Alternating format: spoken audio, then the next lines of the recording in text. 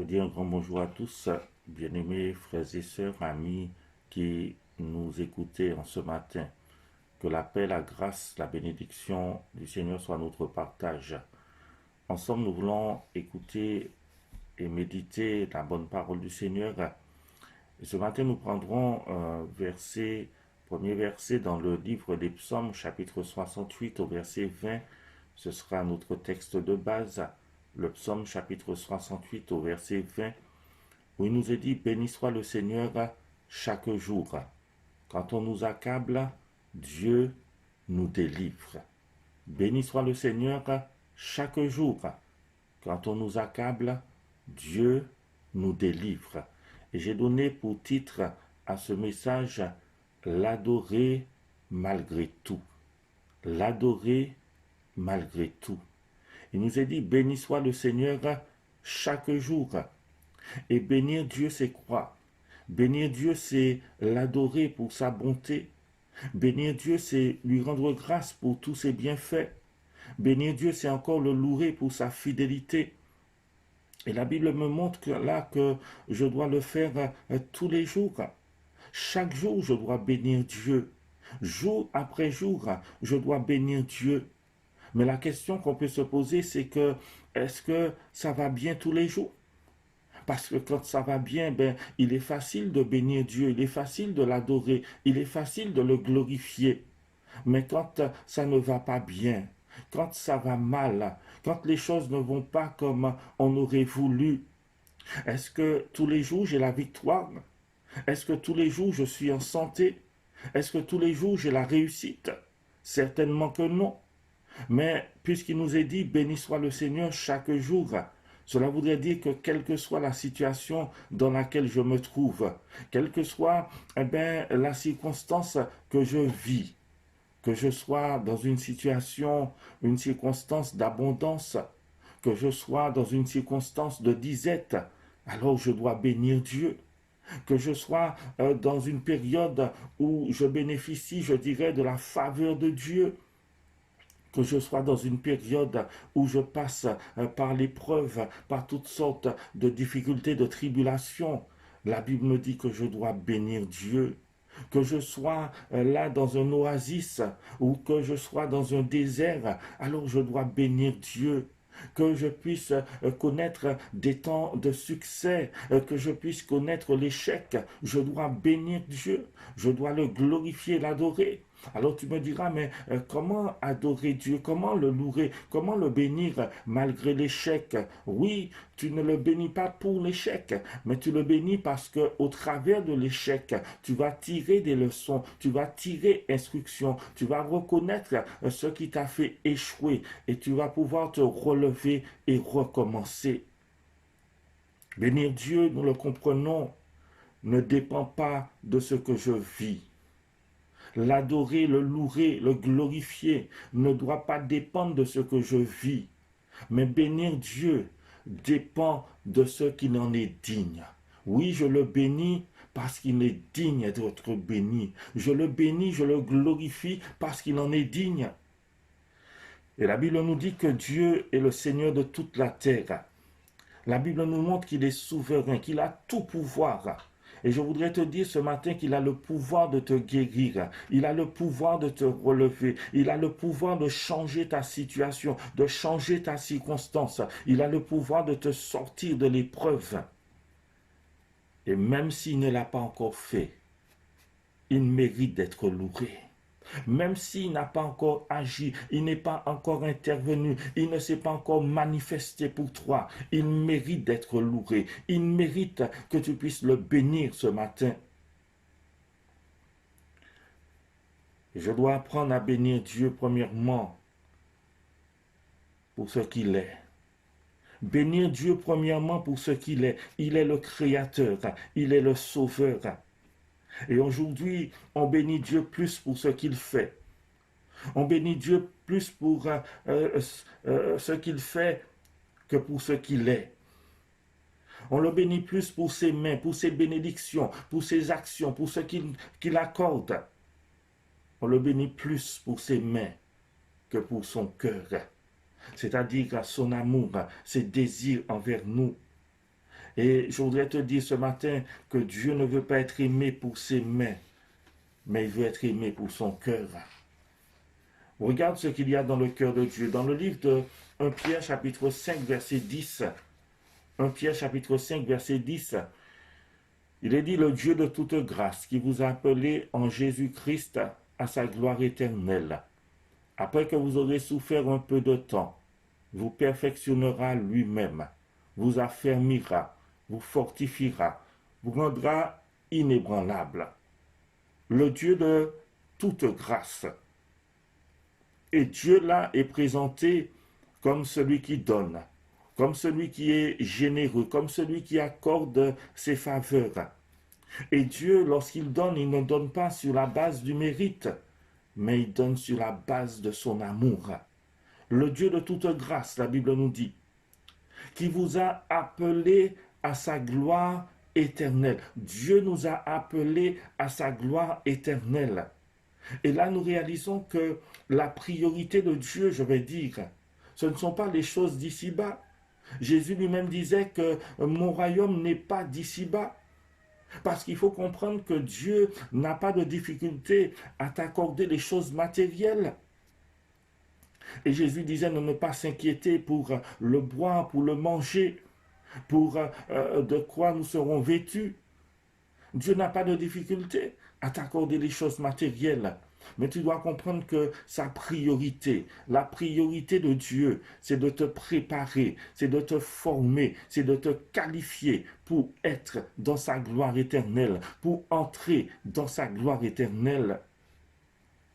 Regarde le dessein de son cœur. La Bible nous dit là qu'il veut nous perfectionner. Il vous perfectionnera lui-même. Il veut te perfectionner.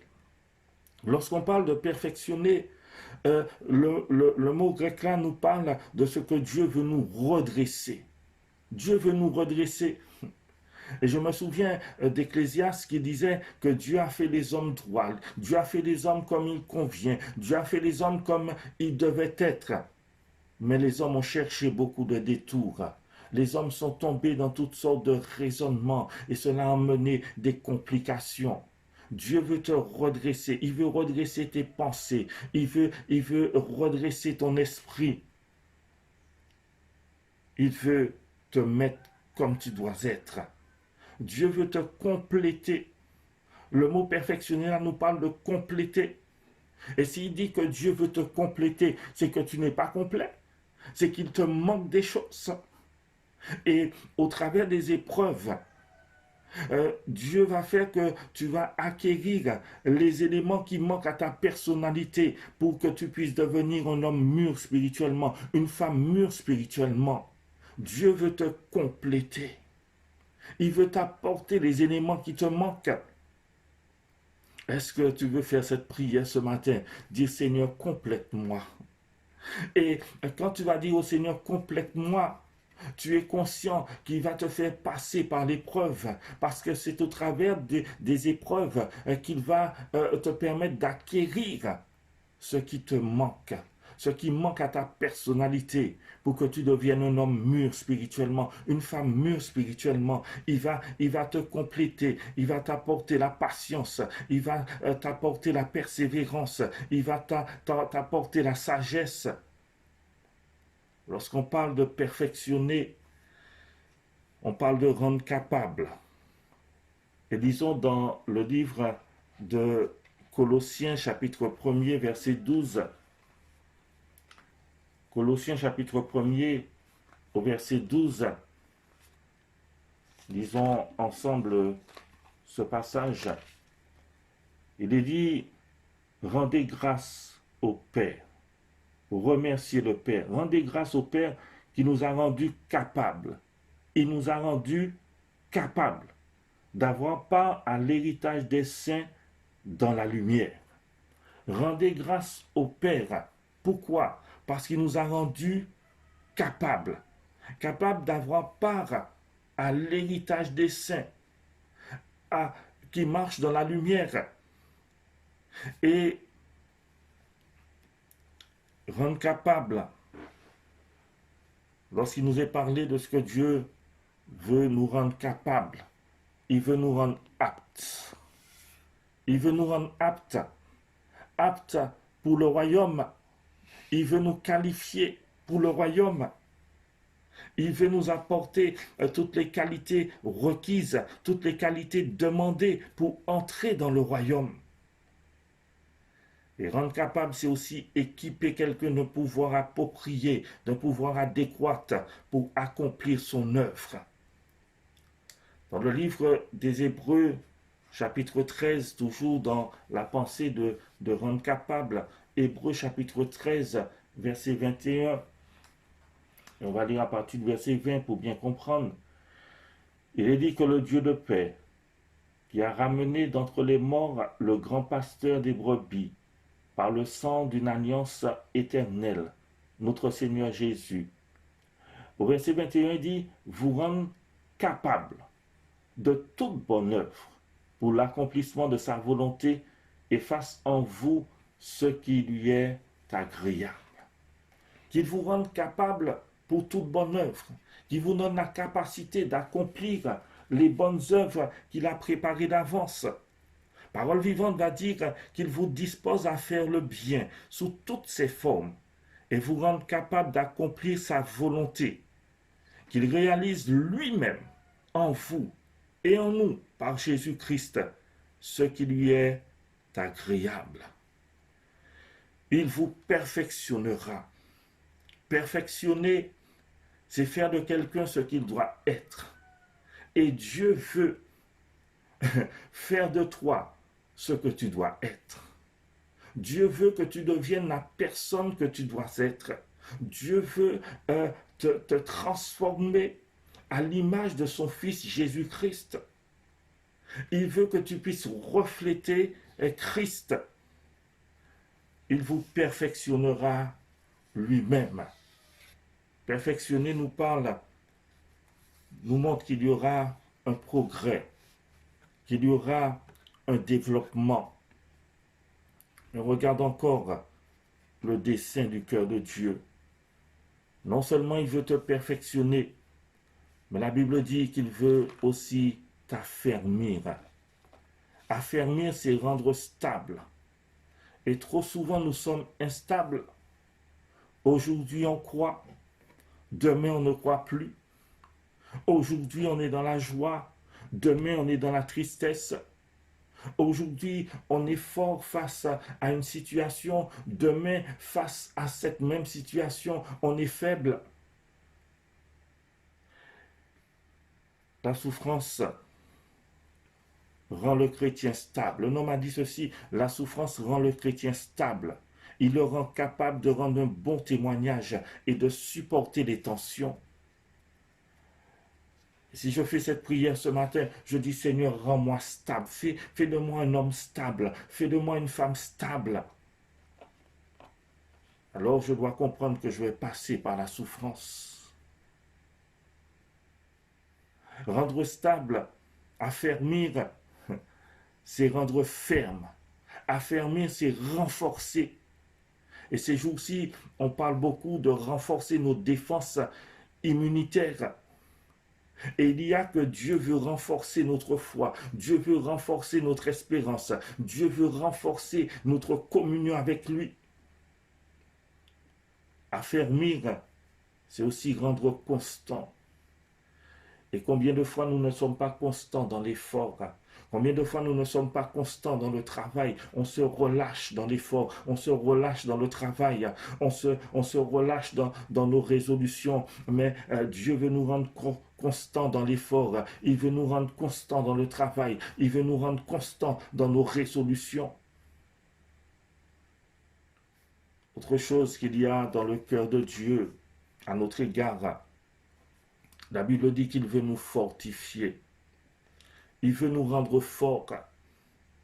Et la Bible dit que tous ceux qui veulent vivre pieusement Jésus-Christ, ils seront persécutés. Et souvent, Satan va utiliser la persécution en tout genre pour nous affaiblir, pour nous lasser, pour nous décourager.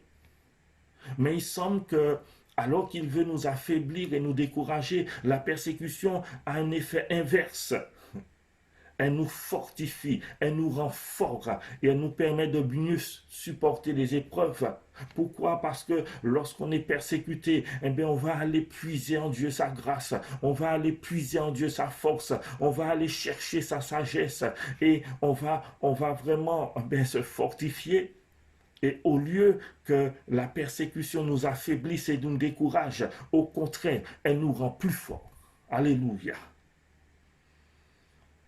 Dieu veut nous rendre inébranlables.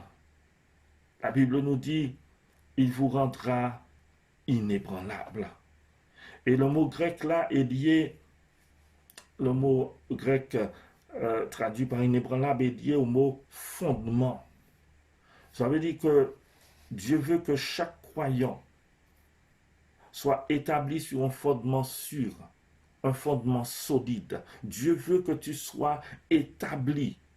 Parce que le mot parle aussi d'être établi sur un fondement sûr et solide. Jésus disait à ses disciples, c'est moi qui vous ai choisi et je vous ai établi. Mais le fondement sûr et solide sur lequel Dieu veut que tu sois établi, ce fondement sûr et solide, c'est son Fils Jésus-Christ.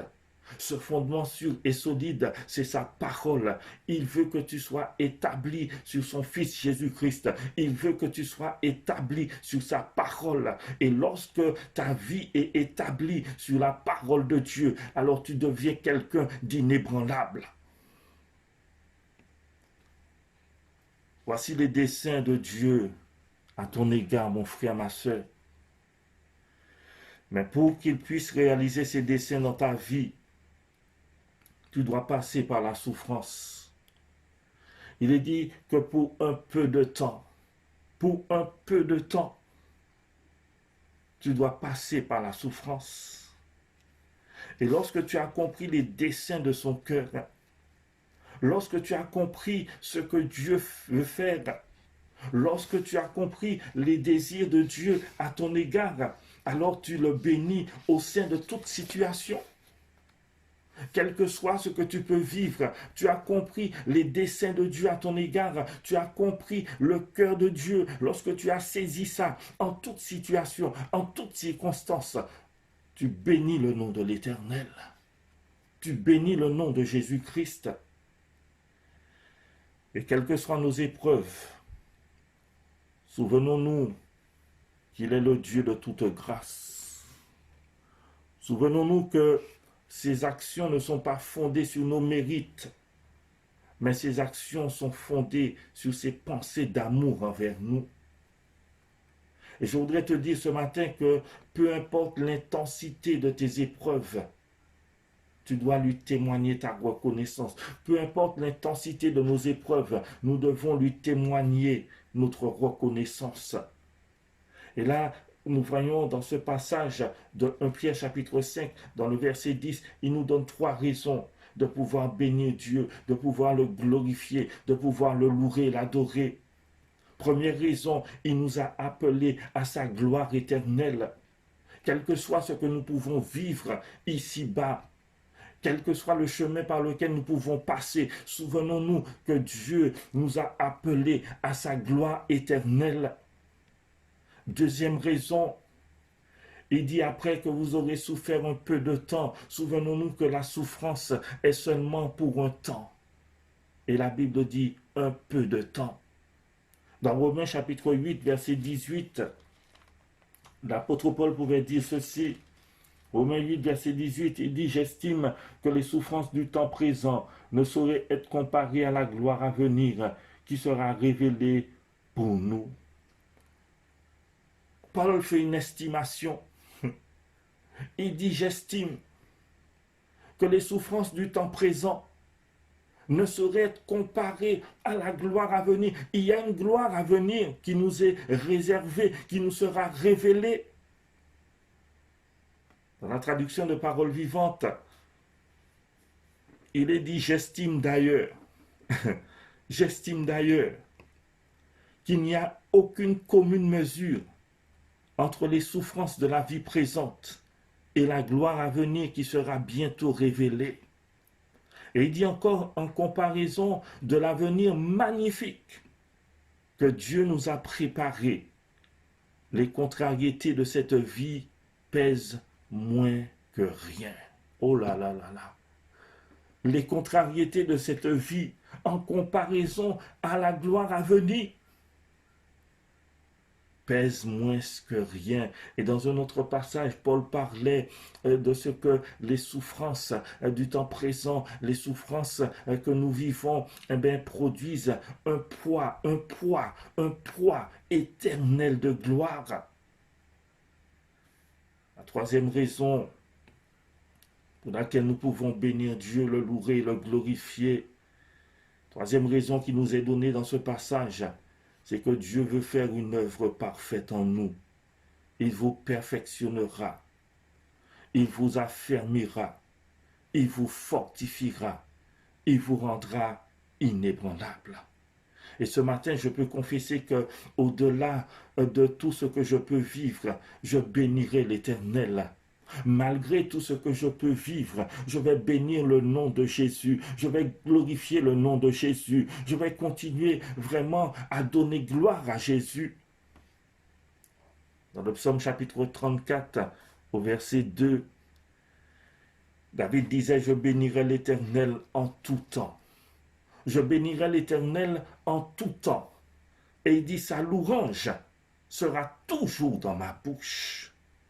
Je bénirai l'Éternel, pas seulement quand ça va bien, pas seulement quand tous les feux sont ouverts, pas seulement quand tout m'est favorable, mais il dit, je bénirai l'Éternel en tout temps.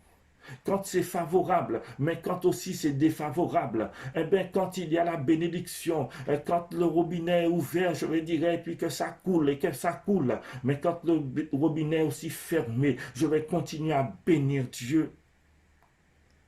Et il dit, sa louange sera toujours dans ma bouche. Et la fermeture de l'église ne peut pas m'empêcher de le louer. Mon épreuve ce matin ne peut pas m'empêcher de le louer.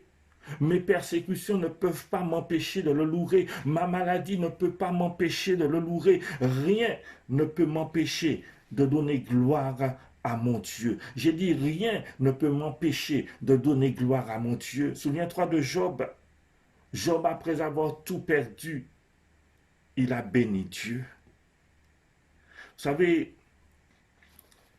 j'ai réalisé, je me suis dit que perdre ses biens, perdre ses biens matériels, perdre ses richesses, c'est une chose. Mais comme un homme qui a perdu ses 10 enfants, il a perdu ses 10 enfants dans le même jour, pas un an après un an, dans le même jour, il a perdu ses 10 enfants. Comme un homme qui a perdu ses 10 enfants dans le même jour peut bénir Dieu? Est-ce que parce qu'il n'aimait pas ses enfants? Certainement Job aimait ses enfants, parce que la Bible dit que chaque jour, il priait en faveur de ses enfants, qu'il offrait des sacrifices. Et il disait à Dieu, si mes enfants ont péché, j'offre un sacrifice pour que tu puisses pardonner leurs péchés. Job avait beaucoup d'amour pour ses enfants. Et certainement qu'il était meurtri au fond de lui, qu'il était brisé, envahi par l'angoisse, mais il a trouvé la force de bénir Dieu. Il a trouvé la force de bénir Dieu. Et Job a démontré par là son attachement à Dieu. Il a démontré que son attachement à Dieu était plus fort que son attachement à ses enfants. Et c'est cela qui lui a permis, je dirais, de rester debout. Son attachement à Dieu était plus fort que son attachement à ses enfants. Et si Job, n'aimait pas Dieu par-dessus tout, s'il ne lui avait pas donné la première place dans son cœur, certainement que Job aurait sombré. La Bible dit, béni soit le Seigneur chaque jour.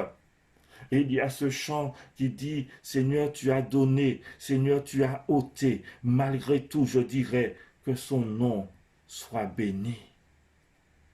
Et c'est Job qui a dit cela. Il a dit, l'Éternel a donné, l'Éternel a ôté.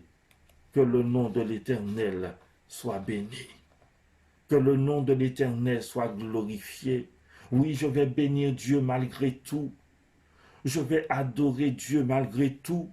Je vais continuer à glorifier Dieu malgré tout. Béni soit le Seigneur chaque jour. Et le verset continue en disant, quand on nous accable, Dieu nous délivre. Quand on nous accable, je voudrais te poser une question ce matin. Qu'est-ce qui t'accable?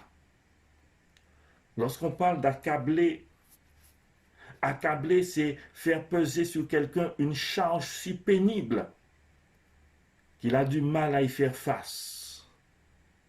Lorsqu'on parle d'accabler, on parle d'écraser. Qu'est-ce qui t'écrase ce matin? À quoi tu fais face? Et remarque là, il ne dit pas si on nous accable. Ça n'arrive pas accidentellement. Il dit quand on nous accable. Et lorsqu'il dit quand, cela montre que c'est quelque chose qui arrive. Cela fait partie de la vie, cela fait partie du voyage. Ça arrive. Ou encore ça arrivera. Deuxième chose que cela nous montre, c'est que cela peut être répétitif quand on nous accable. Il y a une notion de répétition. Cela se répète dans le temps. Mais il y a cette promesse merveilleuse qui nous est faite. Il nous est dit, quand on nous accable, Dieu nous délivre. Et vous savez, on peut être accablé par toutes sortes de choses. Et nous voyons ces deux réalités dans la vie de David, dans le psaume chapitre 65, par exemple au verset 4. Le psaume chapitre 65, verset 4. Qu'est-ce que David va dire là? Il va dire, les iniquités m'accablent. Tu pardonneras nos transgressions. Psaume 65, verset 4. David dit, les iniquités m'accablent. Tu pardonneras nos transgressions. Et il est écrasé par ses péchés, il est écrasé par le poids des remords, le poids de la culpabilité. Mais le pardon de Dieu va lui apporter la délivrance. Les iniquités m'accablent, les iniquités m'écrasent. Je suis écrasé par le poids de ma culpabilité. Je suis écrasé par le poids du remords. Mais il dit, tu pardonneras nos transgressions. Et là, le pardon de Dieu va lui apporter la délivrance. Et je voudrais te dire une chose ce matin, toi qui m'écoutes. Je voudrais te dire que c'est ta repentance qui va provoquer la délivrance de Dieu dans ta vie. Si tu es écrasé, et si tu te sens écrasé par le poids de la culpabilité, par le poids du remords, alors repens-toi, demande pardon à Dieu et le pardon de Dieu va provoquer cette délivrance. Tu seras libéré de ce poids qui t'écrase.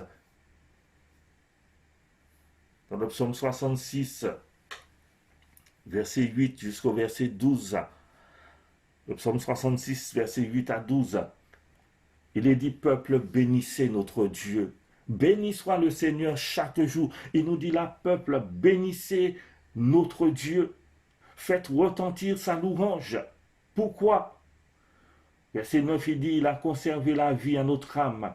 Il n'a pas permis que notre pied chancelât. Verset 10, il dit, car tu nous as éprouvés, ô Dieu. Tu nous as fait passer au creuset comme l'argent. Tu nous as amenés dans le filet. Tu as mis sur nos reins un pesant fardeau. Tu as mis sur nos reins un pesant fardeau. Il dit, tu as fait monter des hommes, verset 12, tu as fait monter des hommes sur nos têtes. Nous avons passé par le feu et par l'eau, mais tu nous en as tirés pour nous donner l'abondance.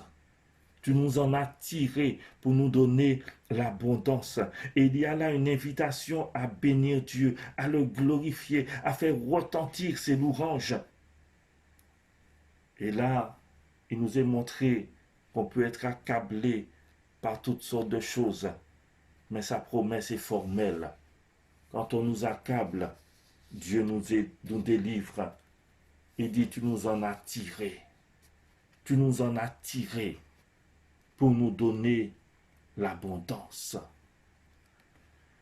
Et je voudrais t'inviter ce matin à prendre une décision. À prendre la décision de bénir Dieu, de l'adorer, de le louer, de le remercier chaque jour. Et de le bénir, de le louer, l'adorer, le remercier, premièrement pour son cœur. Arrête de te focaliser sur ses mains, focalise-toi sur son cœur. N'aime pas Dieu pour ses mains, mais aime-le pour son cœur. Ne l'aime pas pour ce qu'il fait, pour ce qu'il donne, mais aime-le pour ce qu'il est. Parce que si tu es focalisé sur les mains de Dieu, alors tant qu'il va agir, tant qu'il va se manifester, tant que tu vas recevoir de ses mains, tant qu'il va te donner, alors tu seras dans la joie et tu vas le louer, tu vas le bénir et le glorifier. Mais si ses mains n'agissent pas, si ses mains ne te donnent pas, si tu ne reçois pas de ses mains, alors c'est la tristesse qui sera dans ton cœur. Tu seras toujours en train de te plaindre. Et tu ne vas pas le bénir, ta bouche restera fermée, tu ne vas pas le glorifier. Mais aime Dieu pour son cœur, aime Dieu pour ce qu'il est. Et certainement, il nous est arrivé dans la vie de tous les jours, peut-être une femme qui dit à son mari ou un mari qui dit à sa femme, peut-être un ami qui dit à son ami, un collègue qui dit à son collègue, eh bien ce patron ou encore cette personne, c'est pas toi que cette personne aime, ce sont tes mains que cette personne aime. C'est pas où patron aime, non. Ou comprenez où patron aime comme ça, l'homme oui aime. Ou comprenez monsieur Manzel, c'est oui aime, l'homme oui aime. Imagine qu'on dise cela de toi en parlant à Dieu. Imagine qu'on dise cela de moi en parlant à Dieu. Et c'est ce que Satan avait dit à Dieu en parlant de Job. Il avait dit, mais c'est d'une manière désintéressée que Job te sert. C'est parce que tu l'as béni. C'est parce que tes mains lui ont donné. Job t'aime pour tes mains. Mais il ne t'aime pas pour ton cœur. Mais Job a démontré qu'il n'aimait pas Dieu pour ses mains, mais qu'il aimait Dieu pour son cœur.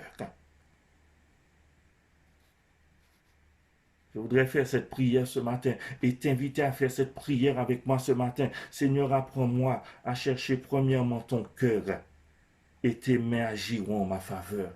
Seigneur, apprends-moi à chercher premièrement ton cœur et tes mains agiront en ma faveur.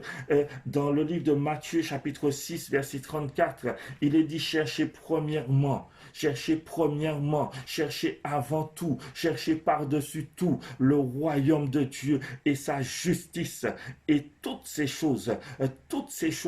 Et quand il parle de toutes ces choses, il parle de la nourriture, il parle du boire, il parle des vêtements. Il dit toutes ces choses vous seront données par-dessus. Nous allons terminer en lisant ce passage dans le livre d'Esdras. Esdras chapitre 7, versets 8 à 10.